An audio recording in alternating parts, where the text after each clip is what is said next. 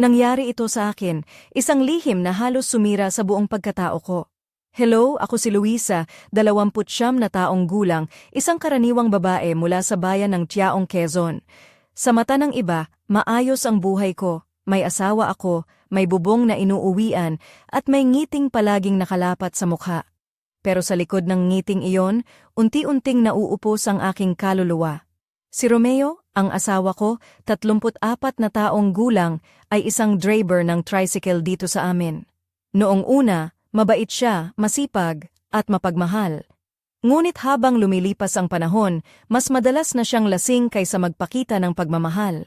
Ang halik niya ay napalitan ng amoy ng alak, at ang lambing ay napalitan ng sigawan. Halos gabi-gabi, nagkakainitan kami, minsan dahil sa kakulangan sa pera, minsan dahil sa selos, at madalas dahil sa hinahanap niyang sisihin sa akin. Isang gabi, habang umaambon sa labas, tahimik akong umiiyak sa kwarto. Sanay na ako sa ganong mga gabi. Dito nagsimulang mamatay ang isang bahagi ng pagkatao ko. Isang araw, inalok ako ng aking ninong na si Carding, 66 na taong gulang, na tumira at magtrabaho sa bahay niya bilang kasambahay. Siya ay biyudo at wala ng anak. Tahimik ang bahay niya, malayo sa sigawan at gulo. Pumayag ako, akala ko doon ko matatagpuan ang katahimikan na matagal ko nang hinahanap. Si Ninong Carding ay kilala sa aming bayan bilang isang respetadong negosyante. Maayos magsalita, malinis ang ayos, at may paninindigan. Sa pagkabata ko pa lang, siya na ang simbolo ng lalaking may dignidad sa amin. Doon ako nagkamali. Hindi lahat ng mukhang maayos ay may malinis na intensyon. Sa unang gabi ko sa bahay niya, napansin ko ang kanyang titig. Hindi bastos, hindi hayagan, pero matagal at mabigat. Parang may binabasa siya sa akin na hindi ko kayang itago. Luisa, sabi niya isang gabi habang nagliligpit ako ng pinggan, alam mo, hindi ka dapat pabayaan ng asawa mo. Napatingin ako sa kanya para akong nabuhusan ng malamig na tubig. Hindi ako sumagot. Pero may kumurot sa dibdib ko dahil may isang tao na nakapansin. Mga araw ang lumipas, tahimik ang bahay, ngunit maingay ang isip ko. Hanggang sa isang gabi habang nagkakape siya sa sala at ako'y magpapahinga na, bigla niya akong pinigilan. Luisa, may sasabihin ako, mahinang sabi niya.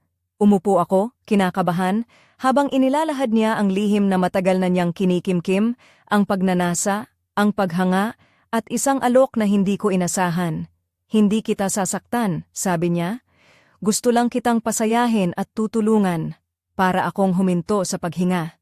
Pera kapalit ng ligaya, isang kasunduan na hindi ko inaasahan na papasok sa buhay ko. Tumayo ako, nanginginig at sinabing, Ninong, may asawa po ako at ninong po kita. Hindi po ito pwede. Tumalikod ako at pumasok sa kwarto, pero kahit isara ko ang pinto, hindi ko na isara ang isip ko. Dahil sa labas ng kwartong iyon, naghihintay ang isang alok na unti-unting sisira sa lahat ng pinaniniwalaan ko. At sa kabilang dulo ng bayan, naghihintay ang asawa kong muling uuwi, lasing, galit, at handang ipaalala sa akin kung gaano ako kawalang halaga. Hindi ko pa noon alam na ang gabing iyon ang magiging simula ng pinakamalakas na gulo sa buhay ko. Minsan, ang katahimikan ay hindi tanda ng kapayapaan, kundi ng unos na darating. Pagpasok ko sa bahay ni Ninong Carding, ramdam ko agad ang kakaibang katahimikan na matagal ko nang hinahanap. Walang sigawan, walang basag na bote, walang murang salita na bumabagsak sa tenga ko. Para bang napasok ko ang ibang mundo, isang mundo na tahimik, maayos, at tila may hangaring magbigay ng ginhawa sa isang pusong pagod na. Gigising ako ng maaga, magluluto ng almusal, at maglilinis ng sala. Minsan makikita ko si Ninong na nagbabasa ng dyaryo habang umiinom ng kape at paminsan-minsan ay nakatitig siya sa bintana, tila may iniisip. Ngunit madalas, nakatingin siya sa akin nang may kakaibang kislap sa mga mata niya. Hindi na niya inulit ang alok niya noong unang gabi, hindi niya na binanggit pa kahit kailan. Para bang nilimot niya ang lahat ng iyon. Ngunit ramdam ko sa bawat titig niya ay unti-unting tumitindi. Sa bawat papuring binibitawan niya, mas personal kaysa sa dapat. Luisa, mas gumaganda ka araw-araw, minsan niyang sabi sa akin. Ako naman, ngumiti na lang ako, pilit na itinatago ang paglalakas ng loob na unti-unting sumisilip sa puso ko. Isang gabi ako'y nag-day off at umuwi ako sa bahay namin ni Romeo. Doon ko naramdaman ang malinaw na kaibahan. Umalis na naman siya ng lasing, amoy alak at galit. Akala mo kung sino ka na, sigaw niya habang hinahagis ang tsinelas sa sahig. Kasambahay ka lang naman ng ninong mo. Hindi ko alam kung alin ang masakit, ang sigaw niya o ang katotohanang wala na akong maramdaman. Parang pagod na ang puso ko sa sakit na dulot ng kanyang mga salita at galit. Kaya't pagbalik ko sa bahay ni Ninong, hindi niya napigilang mapansin ang pasa sa braso ko. Hindi niya sinadya iyon, ngunit nang makita niya ang pasa, kumunot ang kanyang noo sa galit. Hindi sa akin kundi sa lalaking gumawa noon. Maupo ka, mahina niyang utos. Nilagyan niya ng yelo ang braso ko, maingat at dahan-dahan, tila natatakot masaktan pa ako. Doon ako muntik bumigay, hindi dahil sa pagpapahalaga niya sa akin, kundi dahil sa pag-aalaga na matagal ko nang hinahanap. Hindi mo deserve yan, sabi niya ng mahina, habang niyayakap niya ako ng mahigpit. Hindi ko maintindihan kung bakit ako nagtitiis sa asawa kong walang ibang alam, kundi saktan ako. Ngunit sa piling ni Ninong, unti-unti kong naramdaman ang isang bagay na matagal ko nang nawala, ang pagmamahal at pag-aalaga. At sa unang pagkakataon sa mahabang panahon, umiyak ako sa harap ng ibang lalaki. Minsan, ang yakap ng isang taong hindi mo inaasahan ang nagsisilbing ilaw sa pinakamadilim mong gabi. Habang niyayakap ako ni Ninong Carding, naramdaman ko ang init ng kanyang palad at ang tibay ng kanyang bisig. Hindi niya ako pinipilit, hindi niya ako minamadali. Sa halip, dahan-dahan niyang hinayaan ang luha kong bumuhos. Sa likod ng bawat luha, naroon ang mga tanong na matagal kong hindi nasagot. Bakit ako nagtitiis sa isang taong palaging sumasakit sa akin? Bakit ako nananatili sa isang buhay na puno ng galit at pagdurusa? Hindi ako sumagot sa mga tanong na yon dahil kahit ako mismo ay naguguluhan. Ngunit naramdaman ko ang isang bagay na matagal ko nang hinahanap, isang tao na handang alagaan ako, hindi dahil sa obligasyon, kundi dahil sa pagmamahal.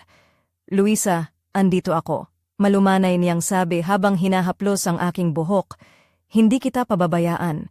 Hindi ko mapigilan ang sarili kong mapikit nang maramdaman kong unti-unting lumalapit ang kanyang mukha sa akin. Sa isang sandali, dumampi ang kanyang mga labi sa aking mga labi. Hindi ito ang halik na puno ng pagmamadali o pagnanasa, kundi isang halik na puno ng pangunawa at pag-aalaga. Sa halip na pigilan siya, unti-unti kong tinugon ang halik niya, parang ito ang sagot sa mga lungkot na matagal ko nang dinadala. Naging maalab ang halikan namin, ngunit ramdam ko pa rin ang pag-iingat niya, isang bagay na hindi ko naranasan sa asawa ko. Unti-unting bumaba ang halik niya sa leeg ko, na para bang pinapainit ang malamlam kong damdamin. Hindi nagtagal, tumayo siya at dinala ang kamay ko sa loob ng kanyang kwarto. Pagpasok namin, hinalikan niya muli ako. Ngayon ay puno ng pananabik at pagnanasa, magkaiba sa unang halik na puno ng pag-iingat. Ramdam ko ang bawat haplos niya sa katawan ko habang unti-unti niyang tinatanggal ang mga damit ko. Napakaganda mo, Luisa, bulong niya habang nakatingin sa akin. Nahihiya akong sambitin iyon, ngunit pinatawad niya ako sa aking pag-aalinlangan. Huwag ka nang mahiya, Luisa. Ako ang bahala sa'yo. At doon, sa gitna ng katahimikan ng bahay ni Ninong Carding, nangyari ang isang bagay na hindi ko lubos maisip, isang sandali ng ligaya na matagal ko nang nawala sa piling ng aking asawa. Hindi ko na mabilang kung ilang beses naming inulit ang sandaling iyon. Ang lahat ng lungkot ko ay napalitan ng isang uri ng kaligayahan na hindi ko pa nararanasan noon. Nang matapos kami, tahimik kaming magkatabi, parang mga batang pagod na pagod matapos maglaro. Inilapag ko ang aking ulo sa kanyang bisig at tinanong, "Ninong, tama po ba yung ginawa natin?" Ngumiti siya ng mahina at hinalikan ako sa noo. "Huwag kang mag-alala, Luisa. Handa ako sa anumang pwedeng mangyari. Salamat at hinayaan mong mangyari ito." Sa gabing iyon, sa piling ni Ninong Carding, naramdaman ko ulit kung paano mabuhay. Sa mundong puno ng pagkukunwari, ang isang simpleng halik ay maaaring magbukas ng pintuan ng bagong pag-asa. Kinabukasan, nagising ako na nakayakap pa rin si Ninong Carding sa tabi ko. Hindi ko maipaliwanag ang sakit sa katawan ko, ngunit sa kabila noon, walang pagsisisi ang naramdaman ko. Sa halip, isang malalim na kaligayahan ang pumuno sa puso ko. Hindi ko inasahan na sa edad niyang iyon, maipapakita niya sa akin ang pagmamahal na matagal ko nang hinahanap. Sakto nang bumangon ako, pumasok si Ninong sa kwarto. "Good morning?" Bati niya ng may ngiti. Naihipo ako. Bati ko habang nakatakip pa rin ng kumot. Ngumiti siya at dumapit sa akin, bigla akong hinalikan ng mabilis. Pakiramdam ko na mula ang pisngi ko sa ginawa niya, isang lambing na wala akong naramdaman mula sa aking asawa sa loob ng mahabang panahon. Magbihis ka na bago pa may mangyari ulit, biro niya na nagpaalala ng kanyang pagiging ninong na may konting pang-aasar. Hampas ko siya ng bahagya at dali-daling tumakbo sa banyo para maligo. Pagkatapos kong magbihis, bumaba ako at nagulat nang makita ang pagkain na nakaayos na sa mesa. Siya pala ang naghanda ng almusal. "Kumain ka na," sabi niya. "Alam kong gutom ka na dahil pagod ka kagabi." Ngisi niya ang nagpaalala ng mga sandaling magkasama kami noong gabing iyon. "Ninong, kayo po ang naghanda nito?" Tanong ko habang hawak niya ang kamay ko. "Oo, pero ako dapat ang gumawa nito," sagot niya nang may ngiti. "Mula ngayon, ayoko nang napapagod ka dito sa bahay ko." "Pero Ninong, wala na pong pero-pero?" Bati ko nang may konting pag-aalinlangan. "Luisa, kumain ka na at baka lumamig ang pagkain," wika niya nang may kabaitan. Habang kumakain kami, ramdam ko na unti-unting nagbabago ang buhay ko. Hindi na ako natatakot, hindi na ako naguguluhan sa mga damdamin ko. Sa piling ni Ninong, naramdaman ko ang kapayapaan na matagal ko nang hinahanap. Lumipas ang mga araw, naging komportable na kami ni Ninong. Nagbibiruan kami, nagtatawanan, at naglalambingan. Hindi ko na naisip si Romeo, ang asawa kong mapanakit. Sa halip, napupunan na ni Ninong ang mga puwang na iniwan niya, ang pag-aalaga, ang pagmamahal, at ang respeto. Hindi lang iyon, binigyan din niya ako ng mga material na bagay, bagong cellphone, bagong damit, mga bagay na hindi ko hiningi ngunit kusa niyang ibinibigay. Inilalabas din niya ako sa syudad para mag-date kami, isang bagay na hindi ko naranasan sa asawa ko. Para akong bumalik sa pagiging dalaga na muling nakararamdam ng kilig at ligaya sa piling ni Ninong Carding. Ngunit sa kabila ng lahat ng ito, may mga anino na patuloy na sumusunod sa akin. Anino ni Romeo na hindi pa rin sumusuko sa pag-aari sa akin at sa buhay ko. Ang bawat saya ay may kaakibat na unos, at ang unos ko ay muling bumalot ng walang babala. Isang araw, habang masayang nag-uusap kami ni Ninong sa bahay, biglang tumawag si Romeo sa akin. Ramdam ko agad ang tensyon sa kanyang boses, galit at lasing. "Ano? Hindi mo pa naisipang umuwi?" Sigaw niya sa telepono. "Nagpapakasaya ka dyan sa pagiging alipin ng ninong mo. Baka nakakalimutan mo, may asawa ka, Luisa." Pumintig ang tenga ko sa mga salita niya. "Ikaw ba, Romeo? Naisip mo ba ako?" Sagot ko ng matindi. "Saka mo lang ako maalala kapag kailangan mo ng punching bag. Sawa na akong makisama sa'yo. Mabuti pang maghiwalay na tayo." "Aba, matapang ka na," sagot niya na may halong pangiinsulto. "Gusto mo nang makipaghiwalay? Siguro may ginagawa kayo ng ninong mo dyan, kaya mas gusto mo na dyan kaysa umuwi sa akin." "Tumigil ka nga sa pinagsasabi mo. Ikaw ang hindi ako tinatrato bilang asawa. Ang kapal ng mukha mo para pagbintangan ako." Sigaw ko, pilit na pinipigilan ang mga luha. Bago pa siya makasagot, ibinaba ko na ang tawag. Hindi ko mapigilan ang pagluha nang lumapit si Ninong Carding sa akin. Mahigpit ko siyang niyakap na para bang siya lang ang sandigan ko sa mundong puno ng unos. "Ninong, ayoko na. Gusto ko nang kumawala sa kanya," bulong ko, hawak ang kanyang mga kamay. "Tahan na, Luisa. Huwag kang mag-alala. Tutulungan kita," sabi niya habang pinapalambot ang kanyang tinig. "Sobrang salamat, Ninong. Salamat dahil nandyan ka sa tabi ko palagi," sambit ko ng may pag-asa. "Sabi ko na sa'yo, hindi kita pababayaan, Luisa," sagot niya, at dali-dali ko siyang hinalikan bilang tanda ng aking pasasalamat. Ngayon, ako na ang kumikilos. Hindi na ito dahil lang sa gusto niya, kundi dahil gusto ko na rin. Sa gabing iyon, muli naming pinagsaluhan ang aming pagmamahalan. Sa bawat halik at haplos niya, ramdam ko ang seguridad na matagal ko nang hinahanap. Isang seguridad na hindi ko naranasan kahit sa asawa ko. Sa bawat sandali, ramdam ko ang tunay na pagmamahal ni Ninong, isang pagmamahal na puno ng pag-aalaga, respeto, at hindi pagmamaliit. Hindi naging madali ang aming pagsasama. Maraming matang nakatingin, maraming bulong ang pumapaligid, at maraming husga ang bumabato sa amin. May mga gabing nagtatanong ako sa sarili ko kung tama ba ang pinili ko, ngunit araw-araw, pinatunayan ni Ninong ang kaibahan niya. Hindi siya sumisigaw, hindi nanunumbat, at higit sa lahat, hindi ako sinasaktan. Sa piling niya, unti-unting natutunan kong magtiwala muli at magmahal ng buong puso.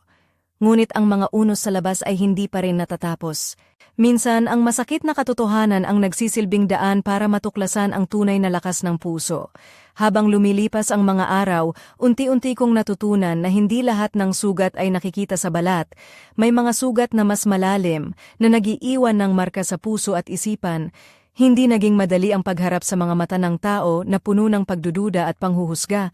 Sa bawat bulong na naririnig ko sa likod ko, sa bawat titig na tila sinusuri ang bawat kilos ko, naramdaman ko ang bigat ng pagiging iba sa mata ng karamihan. Minsan tinatanong ko ang sarili ko, tama ba talaga ang desisyon ko?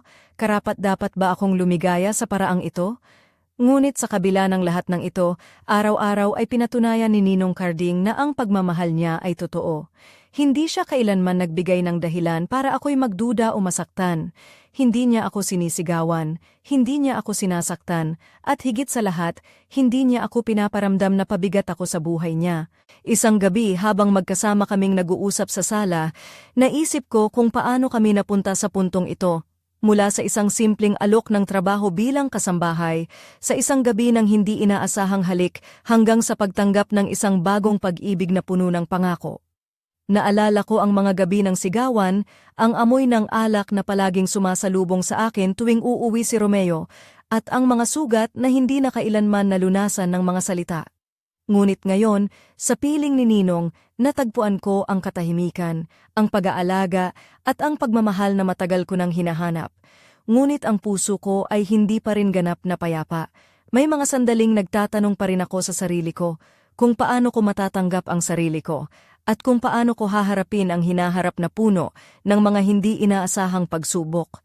Sa mga sandaling iyon, naramdaman ko ang halik ni Ninong sa noo ko at ang mahigpit niyang pagyakap na nagsasabing, "Hindi ka nag-iisa, Luisa. Kasama mo ako sa bawat hakbang." At sa gitna ng dilim, unti-unti akong natutong magtiwala muli sa sarili ko, sa pag-ibig at sa bagong buhay na unti-unting binubuo namin ni Ninong. Ngunit sa likod ng lahat ng ito, may isang lihim na patuloy na bumabalot sa aming buhay, isang lihim na magbabago ng lahat sa mga susunod na araw. Ang buhay ko ay parang isang pelikula, akala ko tapos na ang gulo, pero bigla itong nagkaroon ng twist na hindi ko inasahan.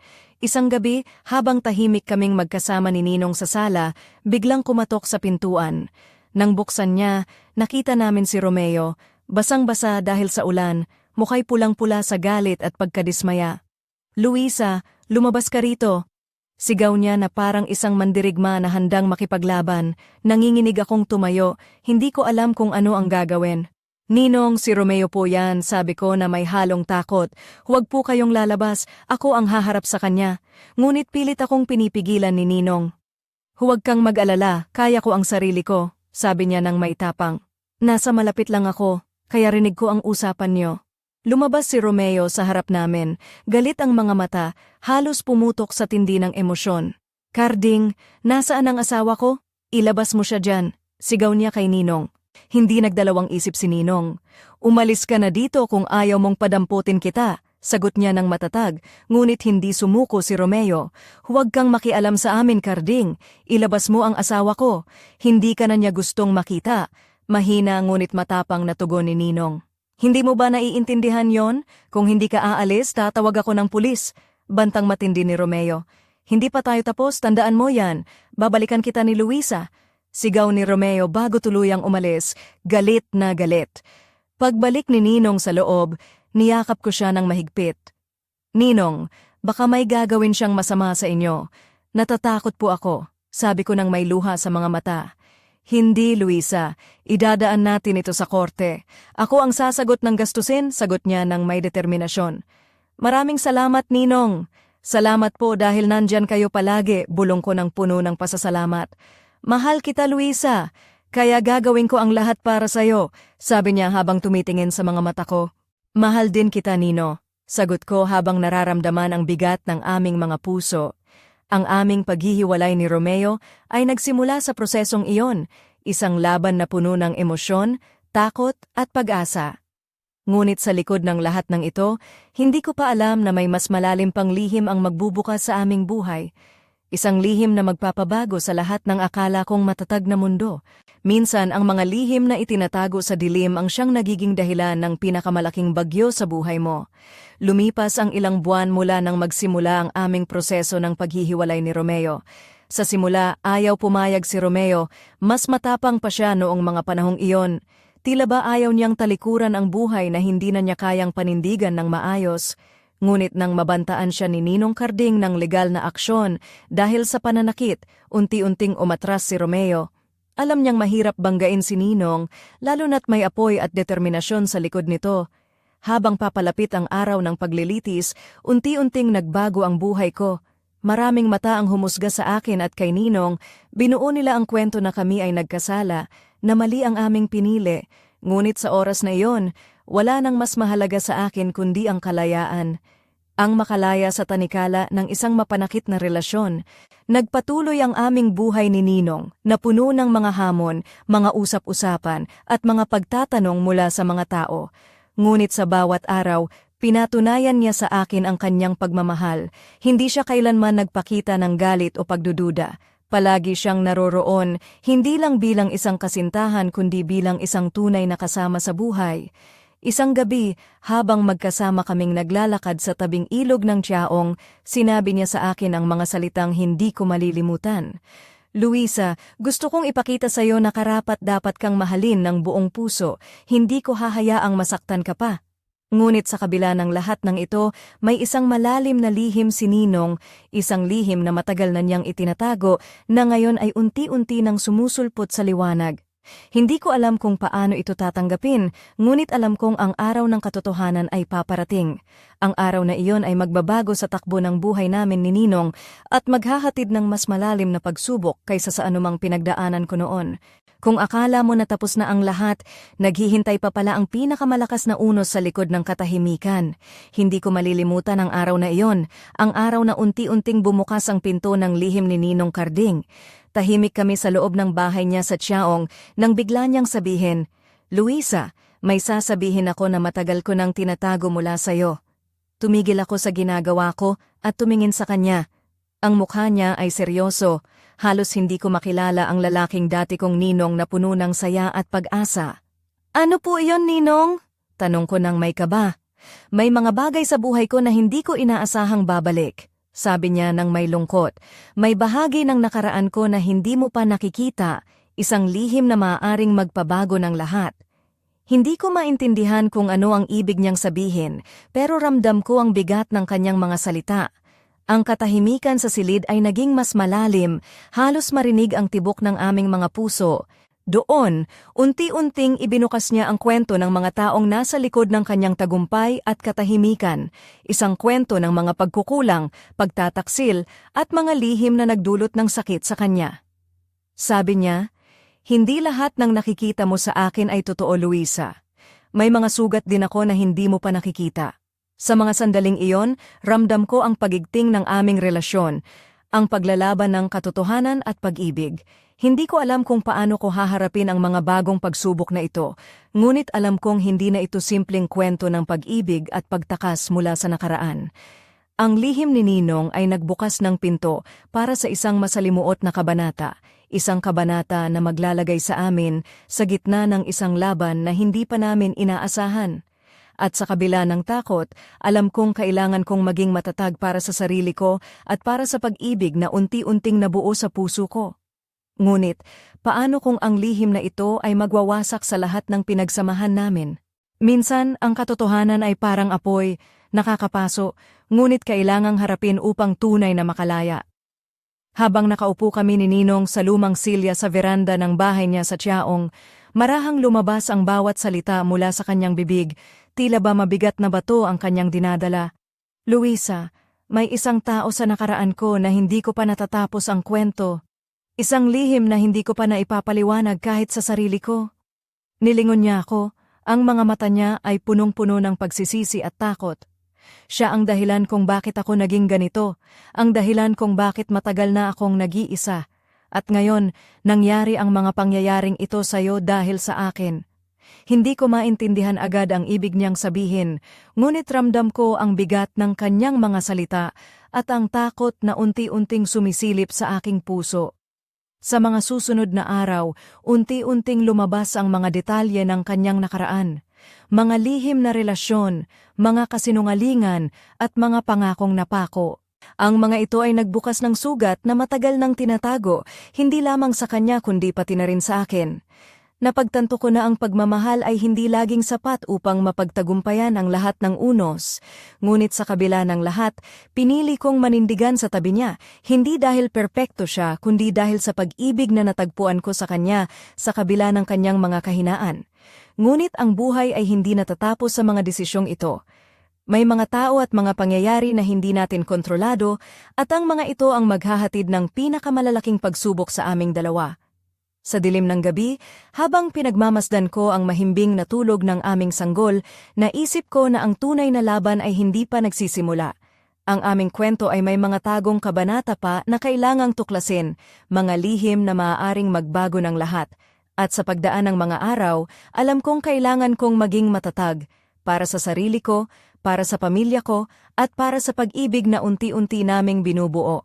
Ngunit ang tanong ay nananatili, hanggang kailan ko kaya papanatilihin ang lihim na ito bago tuluyang sumabog ang lahat?